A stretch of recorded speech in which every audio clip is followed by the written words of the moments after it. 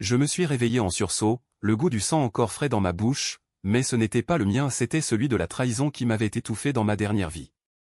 Mes parents, ces ombres bienveillantes de mon enfance, venaient de prononcer les mots qui avaient scellé mon destin: ta sœur mérite tout, avant de signer le chèque de mes 200 000 euros, volés à mon labeur, et de me laisser crever seul dans l'ombre de leur ingratitude. Et maintenant, par un miracle maudit des dieux oubliés, j'étais revenu dans ce corps brisé, à l'instant précis où le couteau familial s'apprêtait à frapper plus profond. Paris, cette ville de lumière cruelle, m'avait vu naître et mourir 2 fois. La première fois, c'était sous un ciel de plomb, dans un hôpital anonyme du 13e arrondissement, où les machines avaient beuglé leur symphonie funèbre tandis que ma sœur, Élise, serrait la main de ma mère en feignant les larmes. J'avais tout donné pour eux, mes nuits blanches à monter une entreprise de design graphique, mes rêves d'artiste sacrifiés sur l'autel familial, et ces 200 000 euros durement gagnés, fruit de contrats arrachés à la concurrence impitoyable. Mais au dîner ce soir-là, autour de la table en chêne cirée de notre appartement haussmannien, tout avait basculé. Ta sœur mérite tout, avait dit mon père, sa voix rauque de vin rouge, en tendant l'enveloppe à Élise. Elle, la prodige, l'héritière invisible qui n'avait jamais soulevé un pinceau sans que je ne l'aiguise pour elle. Je clignai des yeux, et le monde se recomposa autour de moi comme un puzzle déformé par la fièvre. L'odeur du bœuf bourguignon flottait encore dans l'air, lourde et accusatrice. Ma fourchette était suspendue à mi-chemin de ma bouche, figée dans le geste innocent d'une femme qui ignorait encore que sa vie allait être dévorée vive. Élise était là, en face de moi, ses yeux verts pétillants d'une fausse innocence, ses lèvres ourlées d'un sourire qui masquait le venin. Maman ajustait son collier de perles, ce bijou que j'avais offert pour son anniversaire, tandis que papa remplissait son verre, évitant mon regard. C'était le 15 juin 2023, 2 ans avant ma mort ou plutôt, 1 an avant, puisque le temps des morts est un tourbillon sans repère. J'avais 32 ans, et mon cœur battait à nouveau, furieux, assoiffé de revanche. Comment étais-je revenu? Était-ce la colère qui m'avait arraché au limbe, ou un pacte inconscient avec les ombres de la scène? Peu importait. La seule vérité qui comptait était celle qui me rongeait, j'avais été trahi par le sang même qui coulait dans mes veines. Élise, ma petite sœur chérie, avait toujours été la favorite, la belle, la talentueuse, celle qui collectionnait les prix d'art sans jamais salir ses mains. Moi? J'étais l'ouvrière invisible, celle qui payait les factures, qui renflouait le compte en banque familiale quand les dettes de papa s'accumulaient comme des nuages d'orage. Et ces 200 000 euros? Mon investissement dans une galerie d'art éphémère, mon rêve de liberté créative. Mais au lieu de cela, ils avaient servi à financer l'entrée d'Élise à l'école des Beaux-Arts, son appartement dans le Marais, sa vie de bohème dorée. Je posai ma fourchette, le métal tintant contre la porcelaine comme un glas. « Qu'est-ce que ça veut dire ?» demandai-je, ma voix plus calme que je ne l'aurais cru possible. Les mots sortaient de ma gorge comme un poison distillé, mais intérieurement, je bouillonnais. Dans ma vie précédente, j'avais hurlé, supplié, et fini par signer par faiblesse. Pas cette fois. Élise haussa les épaules, un geste si désinvolte qu'il me donna envie de lui arracher le sourire du visage. « Oh, Camille, ne fais pas l'enfant gâté. Tu as toujours été si pratique. Papa et maman ont raison, je mérite une chance. Toi, tu t'en sortiras toujours. Pratique. » Le mot me frappa comme une gifle. Pratique, comme la mule qui porte les charges sans jamais se plaindre. Je me levai lentement, sentant le poids de mes souvenirs futurs peser sur mes épaules. La mort m'avait appris une chose, la famille n'est qu'un voile sur l'abîme de l'égoïsme. Et maintenant, je voyais clair. Élise n'était pas seulement gâtée, elle était calculatrice, une araignée tissant sa toile dans l'ombre de mon labeur. Les nuits où je l'avais aidée à falsifier ses portfolios, les contrats que j'avais sabotés pour elle, tout cela n'était que des briques dans son palais de mensonges. Ce soir-là, après le dîner, je m'enfermai dans ma chambre d'adulte, cette bulle étouffante au dernier étage. De la fenêtre, je voyais les toits de Paris scintiller sous les lumières des réverbères, indifférents à ma renaissance. Mon ordinateur portable clignotait, ouvert sur les comptes bancaires que j'avais si bêtement partagés avec la famille. 200 000 euros. Une fortune pour une graphiste freelance comme moi, accumulée goutte à goutte sur des années de commandes pour des marques de luxe. Et demain, il signerait le transfert. Dans ma vie passée, j'avais cédé, me convainquant que le sang valait plus que l'argent. Résultat? Élise avait prospéré, exposée à la Biennale de Venise, tandis que je sombrais dans la dépression, l'alcool, et un accident de voiture orchestré par ces dettes qu'elle m'avait fait endosser. Un camion, une nuit pluvieuse sur le périphérique. Fin de l'histoire ou début de celle-ci. Je m'assieds à mon bureau, les doigts tremblants sur le clavier. La première étape de la vengeance devait être subtile, comme un vin français qui empoisonne lentement. Pas de cris, pas de scène, juste des graines semées dans le fertile sol de leur faiblesse. Je commençais par fouiller les dossiers numériques que j'avais partagés avec Élise, ses candidatures à l'école, truffées de mes idées volées. Des croquis que j'avais dessinés pour elle, des concepts que j'avais peaufinés. Preuve irréfutable de plagiat. Dans ma vie précédente, je les avais effacés par culpabilité fraternelle. Maintenant, je les copiais, les sauvegardais sur un cloud anonyme, et ajoutais des métadonnées traçables jusqu'à mon nom. Puis, un appel anonyme. J'utilisais un burner phone acheté en ligne. La technologie moderne est une arme bien aiguisée. Le numéro de l'école des beaux-arts. Bonsoir, je suis une collaboratrice de mademoiselle Élise Moreau. J'ai des doutes sur l'originalité de son portfolio. Une pause, juste assez pour que la suspicion s'installe. Je décrivais vaguement un motif récurrent, un style trop similaire au mien, publié sur mon site 2 ans plus tôt. Pas d'accusation directe, juste une graine de doute. L'administrateur promit d'enquêter. Parfait. Le lendemain matin, le petit déjeuner fut un théâtre masqué. Maman posa devant Élise un café au lait fumant, tandis que mon bol restait vide. « Tu as l'air fatigué, Camille » dit-elle d'un ton qui sonnait faux, comme si ma fatigue était une offense personnelle. Papa plia son journal, Le Monde ouvert sur une critique d'exposition qui vantait justement un artiste que j'avais inspiré. Élise a une audition aujourd'hui. Souhaite-lui bonne chance. Je souris, un sourire de serpent. Bien sûr. Elle mérite tout le succès du monde. En sortant, je la suivis discrètement dans le métro bondé. Paris grouillait de vie, de parfums de croissants et de klaxons impatients, mais pour moi, c'était une toile vierge où peindre ma revanche. À l'école, je m'installai dans un café en face, observant. 1 heure plus tard, Élise émergea, le visage pâle, serrant son téléphone comme un talisman. L'appel anonyme avait porté ses fruits. Elle tapa furieusement un message à moi, sans doute, pour se plaindre. Je l'ignorais, savourant le premier craquement dans sa façade parfaite. Les jours suivants furent un balai de manipulation. Je contactai discrètement nos investisseurs communs, ces galeries du 6e arrondissement qui avaient financé mon projet initial.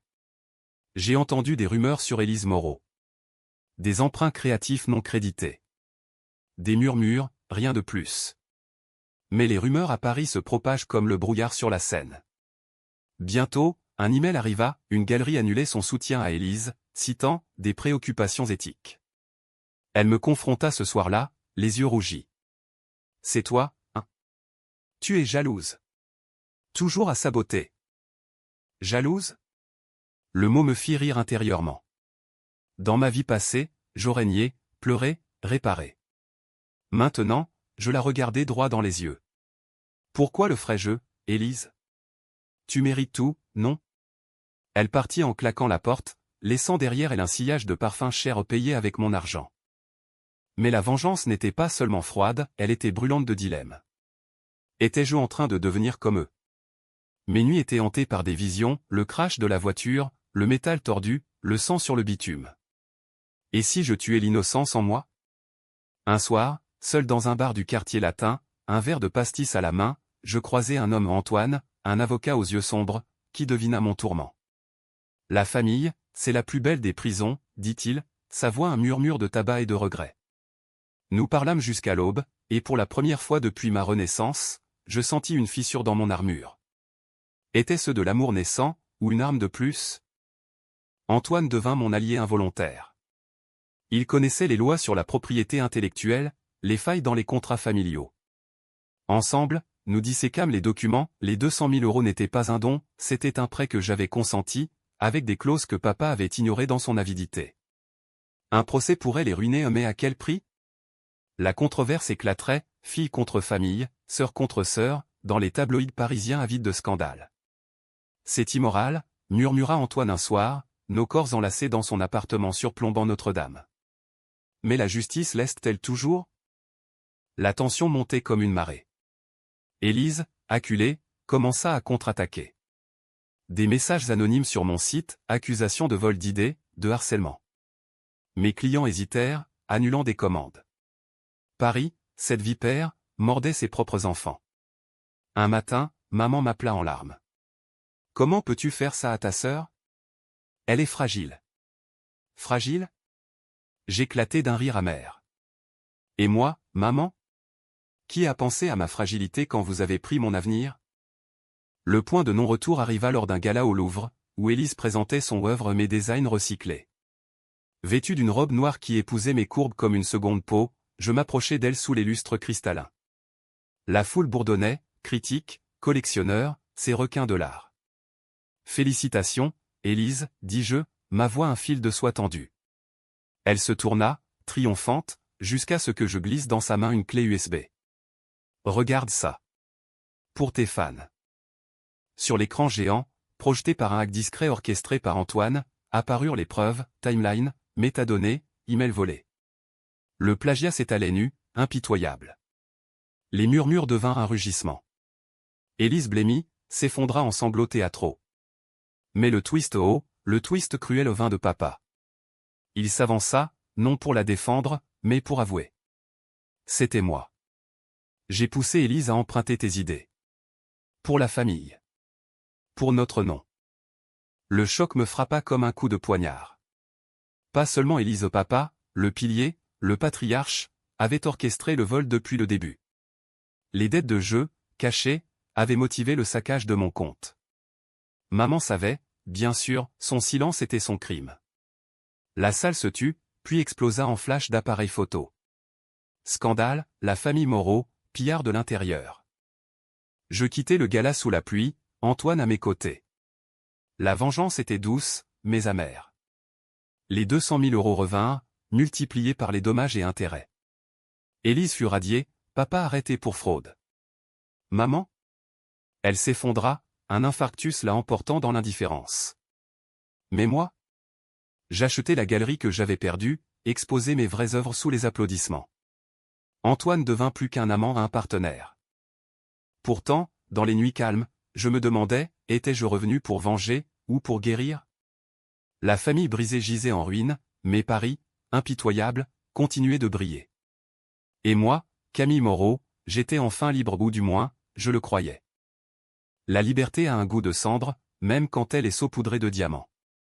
3 mois après le scandale du Louvre, je marchais le long des quais de la Seine, le vent automnal fouettant mes cheveux comme des regrets inavoués. Mon nouveau bureau au cœur du marais bourdonnait d'activités, graphistes embauchés, contrats signés avec des maisons de couture internationales.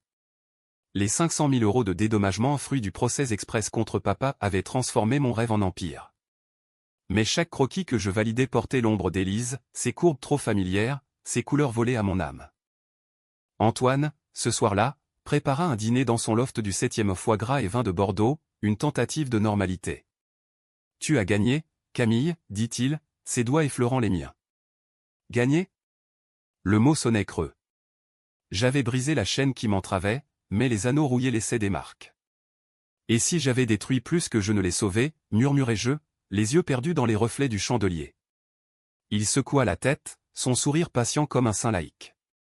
La vengeance n'est pas destruction, c'est renaissance. Mais la renaissance est un mensonge poli pour la survie. Les nuits, les cauchemars revenaient, le crash, non plus comme souvenir, mais comme prémonition inversée. Je revivais la mort non pas comme victime, mais comme architecte. Étais-je vraiment revenu par hasard, ou avais-je invoqué ce miracle par la force de ma haine? Un soir, fouillant d'anciens dossiers, je tombai sur une lettre, une confession de maman, datée d'avant ma mort. Camille, pardonne-nous. Élise n'est pas ta sœur de sang. Adoptée pour masquer l'infidélité de ton père. Nous t'avons sacrifié pour la protéger. Le papier trembla dans ma main. Un secret enterré, plus profond que la trahison financière, j'étais l'outsider, le bouc émissaire d'un mensonge familial. Ce révélation alluma un feu nouveau. Pas de pitié pour les imposteurs. Le lendemain, je contactai un détective privé, un ancien flic du 36, quai des Orfèvres, avec des cicatrices qui racontaient plus que des mots. Trouvez-moi tout sur Élise Moreau. Naissance, adoption, lien caché. Il hocha la tête, ses yeux de prédateur luisants. 2 semaines plus tard, le rapport arriva, Élise, née d'une liaison de papa avec une galeriste italienne, adoptée illégalement pour éviter le scandale. Et plus, elle savait, depuis l'adolescence, et avait utilisé ce levier pour manipuler, pour exiger. La confrontation fut inévitable. Je l'invitai dans ma galerie, sous prétexte de réconciliation. Paris était engoncé dans un hiver précoce, la neige saupoudrant les toits comme du sucre empoisonné. Elle arriva emmitouflée dans un manteau de fourrure faux, sans doute, comme tout le reste. Ses yeux, rougis par les larmes ou le mascara coulant, suppliaient. « Camille, s'il te plaît. J'ai tout perdu. L'école, les amis, papa en prison. » Je la fis asseoir sur un banc de velours, face à une toile vierge symbole de notre lien brisé. « Perdu ? Tu n'as jamais rien eu de ton propre chef, Élise. Tout était volé, mes idées, mon argent, ma place dans cette famille. » Elle se redressa, un éclair de venin traversant son masque. « Famille ? Tu n'es même pas sa vraie fille. Maman me l'a dit, avant de... » Sa voix se brisa, mais le mal était fait. Je feignis la surprise, puis rire un rire froid, qui résonna dans la salle vide. « Oh, je sais. Depuis des mois. Et toi ? Tu as joué le rôle de la princesse déchue pour mieux me poignarder. » Je lui tendis le rapport, page jaunie par la trahison. Elle le lut, pâlit, puis tenta le chantage. « Si tu parles, je révèle tout. » Le crash. Ce n'était pas un accident. J'ai payé le mécanicien pour saboter les freins. Pour l'assurance, pour nous sauver. Le monde vacilla. Pas un accident. Elle l'avait admis, là, dans ma galerie, sous les yeux indifférents des caméras de surveillance que j'avais installées. La rage me submergea, un tsunami de bile et de larmes retenues. « Tu m'as tué » sifflai-je, me levant d'un bond. Elle recula, trébuchant contre une sculpture. « C'était pour la famille. Tu étais si égoïste, avec ton entreprise, tes rêves. » Égoïste ? Le mot inversa les rôles, j'étais la victime, elle la monstre. Antoine arriva à ce moment, alerté par mon appel discret. Il la menotta métaphoriquement, d'abord et appela la police. Les sirènes hurlèrent dans la nuit enneigée, emportant Élise menottée pour de vrai. Meurtre au second degré, tentative de fraude. Le twist familial s'épaissit, papa, depuis sa cellule, avoua avoir couvert ses dettes, sachant le risque. Maman, dans son agonie, avait laissé une note, protéger Élise. Camille comprendra. Comprendre ? Jamais. Le procès fut un cirque médiatique, les sœurs Moreau, sang impur et vengeance fatale. Les tabloïds dépeignaient Élise comme la victime tragique, moi comme la sorcière vengeresse. Des manifestations devant la galerie, féministes criant à la sororité brisée, conservateurs pleurant la famille nucléaire en péril. Mes décisions révélaient le secret d'adoption, poursuivre pour meurtre devinrent controversées. Étais-je justicière ou bourreau ? Antoine, mon roc, vacilla, ça te ronge, Camille. Arrête avant qu'il ne reste rien de toi. Mais arrêtez ? La vengeance est une drogue, et j'en étais accro. Je publiai un manifeste en ligne, La trahison du sang, un pamphlet virulent contre l'hypocrisie familiale française, citant Balzac et les drames de Racine. Il devint viral, traduit en anglais, débattu à la télé. Invité chez Ruquier, je déversai tout, le vol, le meurtre, le secret. Le public se divisa, certains me virent en Antigone moderne, d'autres en Médée impitoyable. Au cœur de la tempête, un nouveau dilemme, enceinte. De Antoine, un test confirma. La vie, ironique, offrait un twist de tendresse au milieu du chaos. Garder l'enfant signifierait ancrer ma rage dans l'avenir, ou la transcender ? Je choisis la controverse, j'annonçai ma grossesse lors d'une expo solo, titrée Renaissance sanglante. Les œuvres ? Des toiles où le rouge dominait, accidents stylisés, famille fracturée, sœurs enlacées dans l'abîme. Élise, en attente de jugement, m'écrivit de Fresnes, tu as gagné, mais à quel prix ? Je t'aimais, à ma façon. Aimais ? Le mot me donna la nausée. Réponse, aucune. Papa, libéré sous caution, tenta une réconciliation larmoyante au parloir. C'était pour le bien de tous. Je partis sans un mot, le cœur durci comme le marbre du Père Lachaise. Paris, témoin muet, continua son ballet. Hiver rigoureux, printemps en fleurs. Mon ventre s'arrondit, Antoine murmura des promesses. La vengeance culmina au verdict, Élise, 20 ans ferme. Papa, 5 pour fraude. Justice ? Ou vengeance accomplie ? Pourtant, dans l'ombre, un dernier secret, ma renaissance n'était pas miracle.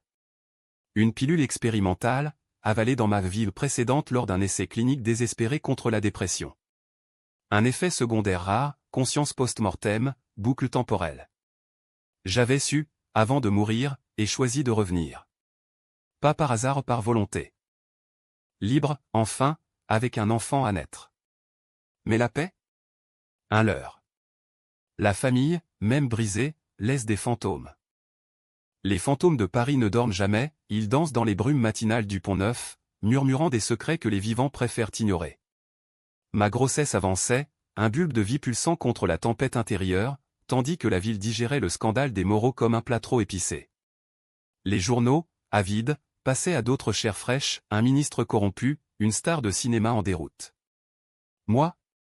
J'étais devenu une icône controversée, invité dans les salons littéraires du Faubourg Saint-Honoré, où les intellos disséquaient mon manifeste avec un mélange d'admiration et de dégoût. Vous avez libéré la femme de l'emprise patriarcale, disait l'une. Ou vous l'avez noyée dans le sang, rétorquait l'autre. Antoine, mon ancre dans cette mer déchaînée, insistait pour la normalité. Allons à la campagne, Camille. Loin de tout ça. La campagne, ces vignobles de Bordeaux où papa avait perdu nos fortunes aux cartes. Ironie cruelle. Je refusais, préférant les rues pavées, les odeurs de pain frais et de diesel. Ma galerie prospérait, exposant des artistes brisés comme moi ou des âmes cabossées par la trahison, leurs toiles criant la douleur muette. Mais intérieurement, la vengeance n'était pas apaisée, elle mutait, devenant une soif de vérité absolue. Le détective, ce limier au nez fin, revint avec de nouveaux os à ronger. Votre mère n'était pas innocente. Il étala des photos jaunies, elle, jeune, dans les bras d'un amant inconnu, daté des années 80. L'adoption d'Élise n'était pas seulement un voile sur l'infidélité de papa, maman avait ses propres dettes, un passé de drogue légère dans les cercles artistiques parisiens. Ensemble, ils avaient construit un empire de mensonges, utilisant mes talents comme ciment. Et le crash? Élise n'avait pas agi seule, papa avait fourni l'argent pour le sabotage, assurance contre mes caprices. La révélation me frappa lors d'une échographie, le cœur du bébé battant comme un tambour de guerre. C'est une fille, dit le médecin, souriant. Une fille. L'héritage des Moreau, ou sa rupture? Je sortis de la clinique en titubant, la pluie lavant les larmes que je refusais de verser. Antoine me trouva affalé sur un banc des Tuileries, un dossier à la main. Qu'est-ce que c'est? Je lui tendis les preuves, ma voix brisée. La fin de tout. Ils étaient tous complices. Sa réaction fut un mélange de fureur et de tendresse. Avocat jusqu'à la moelle, il proposa un nouveau procès, réouverture pour conspiration. Mais la controverse enfla. Les médias, flairant le sang, titrèrent « La vengeresse enceinte, faut-il enterrer les morts ?» Des pétitions circulèrent pour la clémence envers papa, arguant la réforme pénitentiaire. Élise, depuis sa cellule, envoya un avocat, une offre de silence contre un pardon public. Je refusai, optant pour l'escalade. Ma décision la plus controversée vint alors, un podcast live, diffusé depuis ma galerie, où je révélais tout. Nu, cru, sans filtre. Ma famille m'a tué pour de l'argent. Et vous, auditeurs, combien valez-vous votre sang? Des millions écoutèrent, le pays se divisa. Féministes m'acclamèrent comme une Amazone, traditionalistes me lapidèrent en effigie virtuelle. Un soir, des manifestants envahirent le Marais, justice pour Élise. Camille, meurtrière d'âme. La police intervint, gaz lacrymogène et matraque, transformant Paris en champ de bataille pour mon âme. Au milieu du chaos, un appel anonyme. Une voix féminine, chevrotante, Camille, c'est tante Louise. Ta vraie tante, côté maternel. Viens à Lyon. Il y a plus. Lyon, cette rivale grise de Paris, gardienne de secrets provinciaux. J'y allais, ventre en avant, Antoine au volant d'une Peugeot cabossée. La maison de tante Louise était un mausolée victorien, poussiéreux de regrets. Elle, une vieille dame aux yeux perçants, me tendit une boîte, lettres, photos, un collier de perles le mien, volé par maman. Ta mère était comme toi, artiste, rebelle. Elle a fui un mariage arrangé, une liaison. Élise est ta demi-sœur, pas adoptée au nez de ton père et de sa maîtresse, mais élevée comme tienne pour cacher le scandale. Et toi? Elle hésita, puis, tu n'es pas leur sang. Adopté toi aussi, bébé trouvé sur les marches d'une église à Montmartre. Maman t'a choisi pour réparer ses fautes. Le monde s'effondra. Pas de sang moraux en moi. J'étais l'intrus double, le sacrifice ultime. Le retour à Paris fut un tourbillon. Conduire ces révélations au juge devint mon obsession. Papa, libéré temporairement, tenta un suicide raté, un appel au martyr. Élise, enragée, avoua plus, des avortements forcés, des amants payés pour me discréditer. La presse explosa, les moraux, un nid de vipères sans sang. Ma grossesse touchait à sa fin, le bébé kicking comme pour me rappeler la vie au-delà de la mort. Antoine, las, proposa la fuite, élevons-la loin d'ici. Oublie. Oublier? La vengeance finale se forma, pas de meurtre, mais d'exposition totale. Un livre, sans faux, best-seller instantané, dépeignant la famille comme un théâtre absurde. Le jour de l'accouchement arriva sous un orage biblique. À l'hôpital Saint-Louis, entre contractions, je signai les papiers pour le procès final. La fille naquit criante, yeux verts comme Élise, coïncidence cruelle. Je la nommai Liberté. Mais le twist, au parloir, Élise, enceinte elle aussi d'un codétenu, murmura « On est pareil, Camille. » Des monstres faits par eux. Pitié? Ou alliance? Je partis, le cœur déchiré. La tension culmina au jugement, perpétuité pour Élise, 20 ans pour papa. Justice, ou vengeance éternelle? Liberté pleurait dans la nuit parisienne, son vagissement un écho à mes propres hurlements intérieurs. 3 mois après sa naissance, la ville s'était calmée en surface, le scandale Moreau relégué aux archives des tabloïds, remplacé par des élections chaotiques et des grèves interminables. Mais sous la croûte, la lave bouillonnait. Mon empire artistique florissait, exposition à Londres, contrat avec Chanel, un TED Talk sur la trahison créative qui fit le tour du monde. Antoine, promu partenaire dans son cabinet, parlait mariage lors des dîners aux chandelles. Pourtant, chaque berceuse que je chantais à Liberté portait le poids d'un secret, j'étais une imposture, une revenante sans racines. Tante Louise devint mon refuge sporadique, ses visites à Paris ponctuées de thé à la menthe et de confessions chuchotées. Ta vraie mère était une poétesse, Camille. Morte jeune, d'une overdose à Montparnasse. Elle t'a laissé à l'église avec un mot, fais-la briller. Briller? J'avais brûlé, consumé par les flammes familiales. Ces révélations nourrissaient un nouveau projet, une série de romans graphiques, Ombre de sang, où je réinventais notre saga en fiction dystopique. Les critiques adoraient, un Zola moderne, cru et impitoyable. Mais la vengeance, cette hydre, repoussait des têtes. Élise, depuis sa prison de Fleury-Mérogis, accoucha d'un fils prénommé Rémi, en hommage à un oncle fictif. Elle m'écrivit, lettre codée, passée par des gardiens véreux, suppliant une visite. Pour nos enfants. Ne perpétue pas la haine. Haine? C'était de la justice, me disais-je. Pourtant, le doute s'insinuait, corrosif comme l'acide. Antoine le vit, tu t'éteins, Camille. Cette fille a besoin d'une mère, pas d'une furie. La décision controversée vint comme un éclair, je visitais Élise. Sous haute surveillance, dans une salle aux murs beige et aux chaises en plastique, elle apparut, amaigrie, les yeux cremés vifs. Son bébé, emmailloté, gazouillait innocemment. Regarde-le, dit-elle, tendant le paquet. Je touchai sa main minuscule, un frisson me traversant. Pourquoi, demandai-je, voix rauque. Elle rit, amère. Parce qu'on est piégé dans le même piège. Papa nous a modelés pour haïr. Moi, la fausse princesse, toi, la mule. Mais nos enfants. Ils peuvent être libres. Libres. Le mot résonna. Nous parlâmes des heures pas de pardon, mais de vérité crue. Elle avoua les détails du sabotage, le mécanicien, un immigrant désespéré payé 5000 €, les nuits où elle avait pleuré, haïssant papa autant que moi.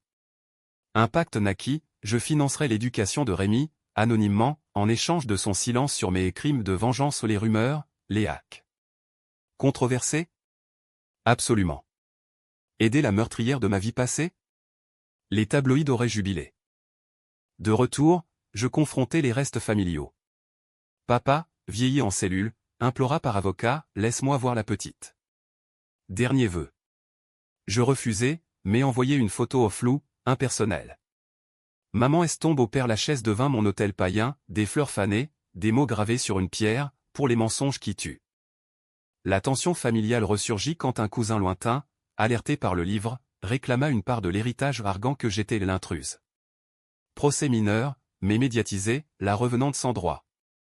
Je gagnais, mais au prix d'une fatigue viscérale. Antoine proposa, fuyons à New York. Ton art y exploserait. New York, terre promise des exilés. Mais Paris était mes chaînes et mes ailes. Le chaos Trao frappa lors d'une expo majeure à la FIAC, héritage brisé. Mes toiles, géantes, dépeignaient la famille en apocalypse au crash stylisé, secret saignant. La foule affluait, flash crépitant. Puis, un cri, Élise, évadée. Non, un faux, orchestré par des fans extrémistes. Des bombes factices, des menaces, pour la vraie sœur. La police boucla le lieu, moi au centre, liberté dans les bras d'une nounou terrifiée. Dans le chaos, Antoine avoua son propre secret, j'ai su pour la pilule, Camille. Lors de notre première nuit, j'ai vu les documents dans ton sac. Je t'ai aidé parce que je t'aime, mais aussi pour racheter mes fautes. Mon père a ruiné ta vraie mère, en affaires. Twist dans le twist, vengeance cyclique, nos sangs mêlés dans une toile plus vaste. Je m'effondrais, pleurant pour la première fois depuis la Renaissance. La FIAC devint symbole, art et destruction entrelacés. Élise fut retrouvée en fait, sous protection, son évasion un appât pour piéger les fanatiques. La nuit, berçant liberté, je compris, la vengeance n'achevait pas, elle transformait. Je pardonnais aux pas eux, mais moi. Un livre final, Libération, conte d'une mère revenante. Mais le dernier coup, une lettre de papa, mourant, tu étais la meilleure de nous. Pardonne. Il s'éteignit seul. BKCH? Ou catharsis? La catharsis est un mot grec pour un mensonge doux amer, une purge qui laisse des cicatrices en forme d'étoiles. Un an après la FIAC, Paris s'était mué en complice bienveillant, ma fille Liberté trottinait dans les parcs du Luxembourg, ses boucles châtaines dansant au vent printanier, tandis que Rémi, visité en secret, grandissait sous l'ombre tutélaire de sa mère incarcérée. Élise, modèle de rédemption forcée, enseignait l'art en prison aux étoiles, expédiée à ma galerie, portait le sceau du pardon ambigu, sœur en exil. Antoine et moi, unis par un mariage discret à la mairie du 4e, naviguions les eaux troubles de l'amour post-traumatique. Tu es ma muse vengeresse, murmurait-il lors de nos nuits volées, nos corps entrelacés comme des vignes sur une treille bordelaise. New York nous appelait toujours une expo au moment en vue mais je résistais, ancré dans le sol français, cette terre de drames enflammés où Balzac aurait applaudi mon Odyssée. Le dernier acte de vengeance ou de libération se joua lors d'une rétrospective au Centre Pompidou, Camille Moreau, de la cendre à l'étoile. Toute ma vie exposée, portfolio volé, contrat falsifié, toile née de la rage. La foule, un mélange d'élite et de curieux, murmurait devant les artefacts, le chèque de 200 000 € encadré, taché de vin rouge symbolique, la clé USB fatidique, même un fragment du pare-brise du crash, reconstruit en sculpture. Au milieu du vernissage, un invité surprise, Tante Louise, flanquée d'un homme âgé, ridé comme un parchemin. Ton grand-père, dit-elle simplement. Lui, un ancien galeriste de Lyon, avoua, j'ai su pour ta mère. J'ai laissé ta famille te prendre, par lâcheté. Ses yeux, humides, imploraient. Controversé jusqu'au bout, je l'embrassai sur la joue au pas de pardon total, mais une trêve. La presse titra, la revenante réconcilie les ombres. Élise obtint une libération conditionnelle ce soir-là, pour bonne conduite. Elle apparut à l'expo, frêle, un bouquet à la main. Pour Liberté et Rémi, dit-elle, voix tremblante. Nos regards se croisèrent pas d'amour sororal, mais une reconnaissance, survivante d'un même naufrage. Nous parlâmes peu, mais signâmes un pacte, éducation partagée, secrets enterrés. Papa et Cendre, dispersés dans la Seine par mes soins, fermèrent le cercle. Le twist final, le plus doux amer, lors d'une échographie de routine pour mon second enfant, un garçon, cette fois où le médecin nota une anomalie génétique. Rien de grave, mais vous portez un marqueur rare, lié à des cas de conscience persistante post-trauma. La pilule n'était pas un hasard, c'était un legs de ma vraie mère, testé en secret. J'étais né pour revenir, pour briser les chaînes. Paris, témoin éternel, scintilla ce soir-là sous un feu d'artifice pour la fête de la musique. Liberté rit aux éclats, Rémi babilla à ses côtés. Antoine leva son verre, à la famille qu'on choisit. Élise, ombre discrète, sourit de loin. Qu'as-tu cohu? Dans un monde de trahison, oui ou une victoire arrachée au chaos. Mais la tension persiste, car la vengeance, une fois goûtée, laisse un arrière-goût de vigilance. Je suis Camille, la revenante, et ma plume ou mon pinceau reste aiguisé.